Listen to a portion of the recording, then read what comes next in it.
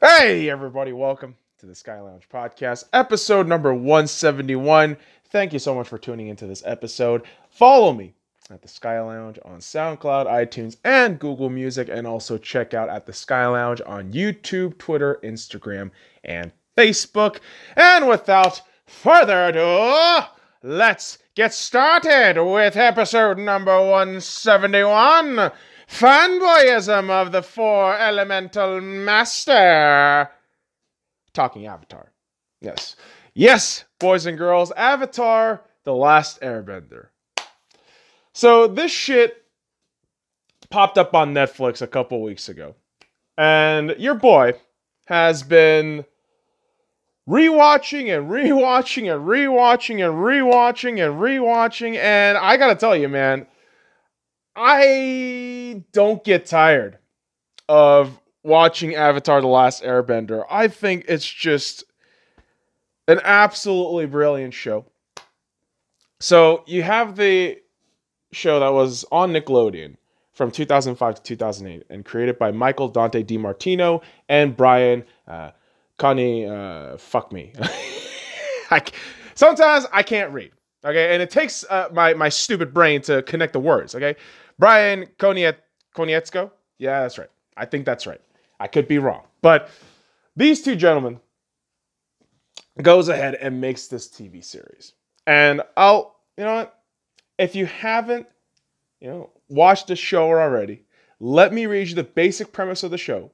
And this is from the very intro of the show. And it does this every episode except for episode 1, where Katara, the character who is narrating this monologue, is, setting the audience up for episode 1, where, all this shit happened, more details, family stuff. But the rest of the 60 episodes or so, actually, there's 61 episodes, and yeah, there's 60 episodes where Katara has the introduction set as such. So, water, earth, fire, air. Long ago, the four nations lived together in harmony. Then, everything changed when the Fire Nation attacked. Only the Avatar, master of all four elements, could stop them. But when the world needed him most, he vanished. 100 years passed, and my brother, Sokka, and I, Katara, discovered the new Avatar, an airbender named Aang. And although his airbending skills are great, he has a lot to learn before he's ready to save anyone. But I believe Aang can save the world. Now, a lot of this shit seems pretty easy to pick up, Ryan, right? Maybe except the bending concept. So now, what is bending? And if you haven't watched the show already, it's the easiest way to explain it is manipulation of these four elements. And yeah, that's it. Manipulation of the four elements from the human body. And Aang, being the Avatar, being the symbol of unity and peace within the four nations, is this character that is supposed to keep balance in the world, keep peace, and boy goes missing.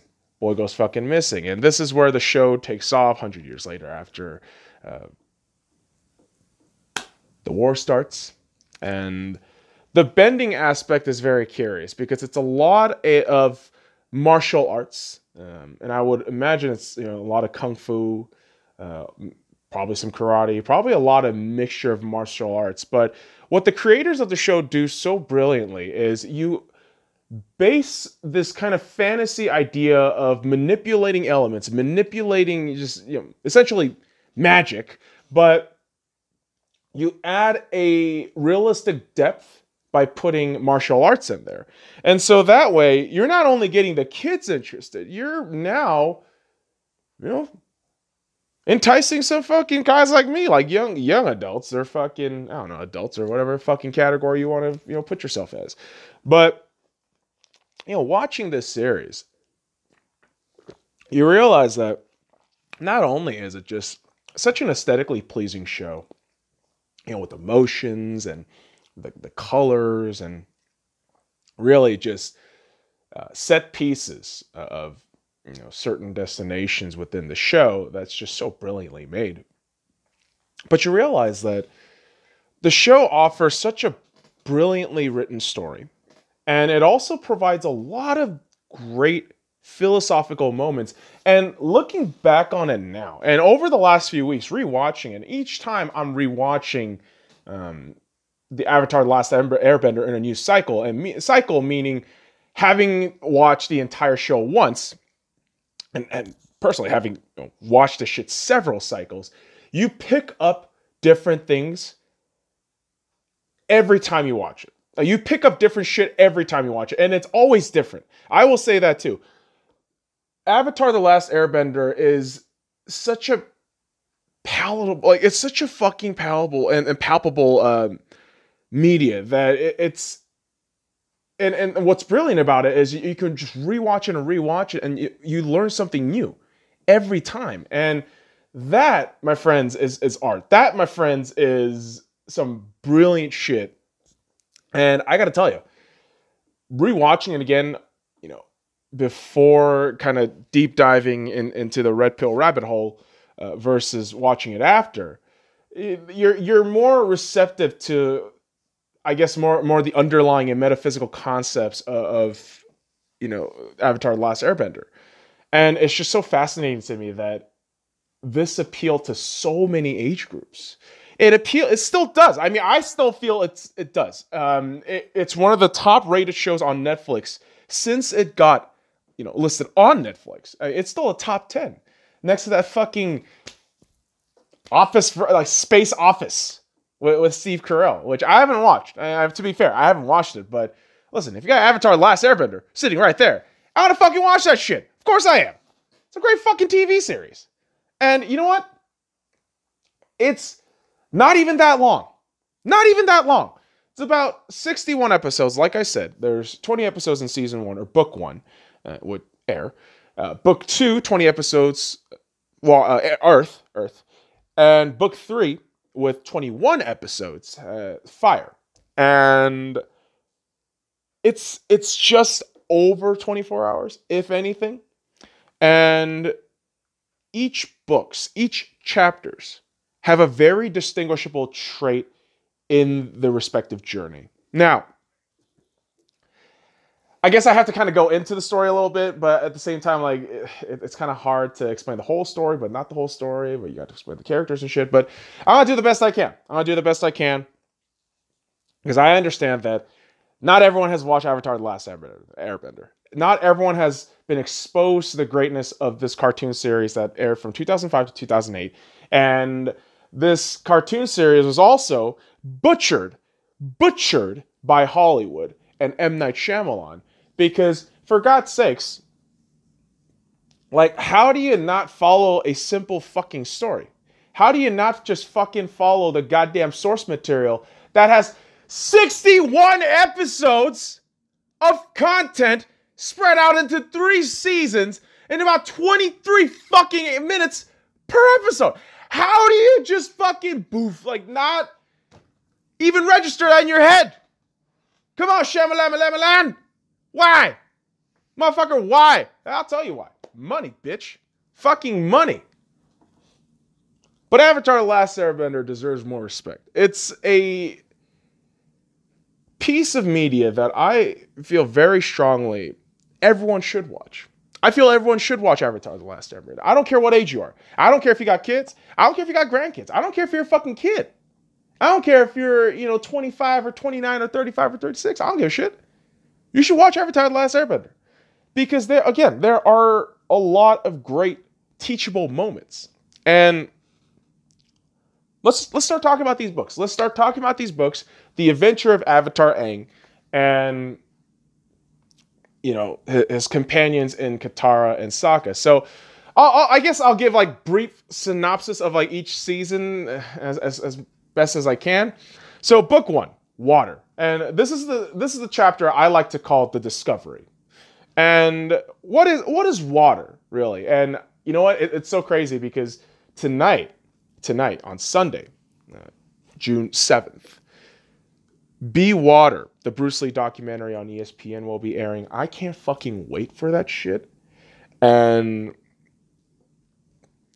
watching a lot of these Bruce Lee motivational videos, or for an hour or so yesterday, it helped me just kind of see this concept in this chapter a little bit better. Formless and changing. Water is formless and changing all the time. I mean, if you hold it, it's not going to retain the same physical shape that it was in before it got on your hand, right? Whoa, that's too much science. It's just fucking observation, and I'm an idiot. I'm just saying that right now. I'm an idiot, and I can fucking explain that shit. But water is formless and changing. And so when you're introduced to Avatar: The Last Airbender in Book 1, you have Avatar Aang, who has been stuck under an iceberg for 100 years, and when Sokka and Katara discovers him, they realize that he's the Avatar, and he has to start training himself, all 4 elements, to stop this crazy fucking plan by the Fire Nation, who, again, attacked first 100 years ago, and they've been just raging war all over the century, all over the world. And so because of that, you have the team Avatar, going to various parts of the world, and like the book chapter suggests, Aang is there to learn water, how to bend water. And let me adjust the camera here real quick for the YouTube. I apologize if you're just listening to the audio version, but the fucking camera angle is bothering me too goddamn much. And so anyways, with Book 1, you have Avatar Aang, discovering himself in this new world. And this idea of discovery happens to a lot of the characters in the show. And there's also an antagonist that we have to talk about named Zuko. Zuko is the banished crown prince of the Fire Nation. And he has been banished by his father, Fire Lord Ozai. And Ozai has banished him to find the Avatar, a task that nobody has been able to do for 100 years. And Zuko, 2 years into his journey, coincidentally runs into everything. And all these characters, and I'll point the main 4 in my perspective. Of course, you got Iroh. Shout out to General Iroh, the uncle of Prince Zuko. Very wise, just beautiful quotes all the time. If you don't know what I'm talking about, if you can, go ahead and YouTube for me Uncle Iroh, or just Iroh. Iroh quotes, Iroh music, any of that shit. It's just so relaxing, so peaceful, so calming, and just listen to his words. It's brilliant stuff. But the 4 young main characters that I want to focus on is Katara, Sokka, Aang, and Zuko. So these kids all go through a period of discovery in Book 1. Aang discovering the fact that 100 years later, the world is in complete shambles, and he has to figure out how to save the world. He's got to figure out how to save the world, and discovering that there are plenty of obstacles throughout his way is part of the beautiful journey that is Book 1 for Aang. Now, for Sokka, more of a very basic sense of discovery of, oh, wow, there's more to the world than me. Whoa, like that's a crazy concept. And you see Sokka's journey too. And alongside him, you got the sister Katara. Katara, who for the first time is seeing another bender, in a sense. And she's inspired by this airbender to get herself better. So that's the discovery. And Zuko, who is the banished crown prince, is discovering this Avatar and discovering that, holy shit, this is going to be a harder task than I thought, despite the fact that he is right there. And so discovery really is that moment of truth, right? And we've talked about this over the last few days. Truth leading to self-destruction, leading to self-actualization, leading to enlightenment. And this period of discovery it's a lot of truth-shattering moments for these characters. And there's a particular episode, without any spoilers, Aang discovers something horrific about himself and loses it. Absolutely loses it. And that part of the truth is just, it's devastating, yes, but it opens your eyes. And that's what a lot of these characters, I mean, the main 4 at least, with Zuko, Katara, Aang, and Sokka, they go through this transitional period. And this is where you move on into book 2, right? They get water. they get water by turning on the pump, putting that shit in a bottle, slurping it. No, but when you move on to book 2, you're introduced to Earth. And I believe this chapter represents destruction. And of course, when you say the word destruction, it's always this negative connotation. It's always this idea that, oh, it's bad to destroy something. Oh, it's bad to think about destruction. Well, no, it's not. And I'll tell you why. And Earth is very hard and stubborn. Kind of a redundant thing, but formless and changing was kind of redundant too, right? Hard and stubborn. And this is where you get the introduction to Toph, who becomes also a main character within the story. And destruction, really, in this sense, is shaking you out of your complacency, in a sense, right? And it's a bit out of order in what we were talking about with truth, self-destruction, self-actualization, enlightenment. But when you're in that mode of discovery in book 1, where you saw new shit, you're receptive to new ideas, then once you make it yours, you kind of harden. You kind of just remain stubborn and think, this is the way I'm gonna do things, and I'm okay with it. And this is where Toph gets introduced, and of course she's already had her period of discovery. And this is why Toph is one of the most beloved characters, because she already had the discovery period. We didn't need to go through what she was about, because Toph was so confident from the get-go that we gravitate towards people like that. We gravitate towards people who are self-actualized, who know what the fuck they're doing.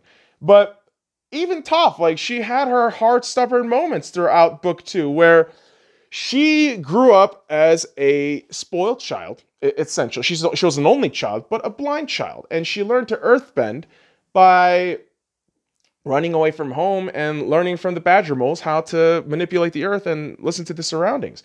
And that creates a very hard and stubborn nature in Toph. And the destruction comes in how she gets fitted into the group of Aang, Katara, and Sokka. And her mold of this hardened, badass, self-actualized character is kind of whittled down. It's whittled down a little bit. And that, in a sense, is also destruction. It's whittled down because she's realizing, wow, there are people who actually give a shit about me. They're not trying to imprison me like my parents, but they love me for who I am. They want to know me. And I really do, in a sense, I feel it's destruction, but in a sense, I guess it's a new sense of discovery, right? Destruction essentially is a new sense of discovery. And you can say that with all the other characters that we talked about from book 1. So you got Zuko, who, after the events of book 1, him and Uncle Iroh are labeled as traitors to the Fire Nation. And so you have these two characters just on the run, really the destruction of their former life. And it moves Zuko from this kind of proud prince to seeing what the world is. And this is why I say it's a destruction, but it's also discovery. He's destroyed in the sense of his social status, his outlook on life as the crown prince, and it just keeps rolling and going throughout book 2. And when you look at a cat like Sokka in book 2, where I feel the destruction for Sokka in book 2 was that he wasn't just no fucking goofball. And all throughout book 1, it was strongly just suggested that, oh, it's just the fucking comic relief. It's the goofball. He'll have some lucky moments here and there, but it's just a goofball. But in book 2, you really start seeing Sokka's brilliance. You start seeing Sokka's brain just get flexed. And I know, if you're a huge Avatar: The Last Airbender fan, yes, there are plenty of episodes in book 1 where Sokka just shows his mental finesse. But I feel that was a discovery period. For me, book 2, Earth, is when Sokka is still hard and stubborn in like his sense of self, but gets, in a sense, destruction because there's so much more going on in the world. There's so much more going on in the world. And Katara and Aang are no exception either. So Katara, through book 2, man, she becomes this unbelievably powerful character. And I think the destruction for her was, I guess, really, this idea of, oh, I don't have to really rely on this. I guess what is that, her destruction? No. Her destruction, boys and girls. I apologize. I didn't write any of this down. I actually just have a couple points highlighted, and I'll show you here on the video. I know you can't actually see it on the audio, but yeah, I actually wrote the script out just basically covering general concepts of what each books are. But to me, Katara in book 2, the destruction aspect for her comes in the form of understanding that her motherly nature, as great as it is, isn't always necessary. And it's something that she wrestles with all throughout the series. She wants to mother everybody. She wants to take care of everybody. But her destruction is that, well, it's okay to get help. It's okay to ask for help. It's okay to not be the mother and just sit back and relax for once.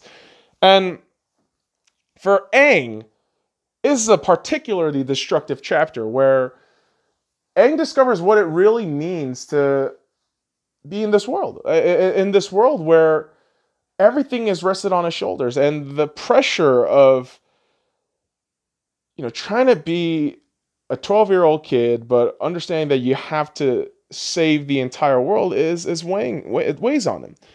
And minor spoilers, I guess, but one of his beloved friends in Appa, a flying bison. Yes, it is a literal 6-legged, big-horned, fucking, I don't know how many goddamn tons flying bison. And when Aang loses Appa, it completely destroys him. It completely destroys him because this is the one thing in Aang's life for 112 years, well, at least 100 plus years, that it has been with him. Appa has been with him. And something that is so cherished and loved in a character like Appa, Aang is destroyed. He understands that heartbreak is just inevitable in certain cases, and he goes through his transformation. And so you have all these characters just going through the motion, and you get to see it. You get to witness this journey with them, and that's what's so great. And you know what? I'll also say this. A lot of times TV shows tend to crap out at the end. I mean, are you guys familiar with Game of Thrones? Dude, I have all fucking 8 seasons of the goddamn Blu-ray at home, but I know for a fucking fact, writing-wise, quality-wise, the last season wasn't that great. I understand that completely. But what the Avatar The Last Airbender did with their final season is nothing short of a fucking miracle. I think it's nothing short of a miracle because I think season 3 was perfect. Rewatching the series again, I've always held the belief that, book 2 is probably the best one because you get all the middle shit. But book 3 is where, not in just terms of the technical aspect, where you could clearly see the budget rising for the animation department. It looks a lot more fluid, looks a lot more crisp. Pretty sure the fucking slave workers there in fucking Korea were doing a good job. But you see the quality in the invested time that in character development and how it flourishes in book 3. And so now book 3, you got fire. And to me, that's simple. Rebirth. Rebirth. Flexible and determined. That's, in my mind, what fire is. Fire is flexible and determined. A lot of people think, no, well, fire is destruction. Well, watch the series.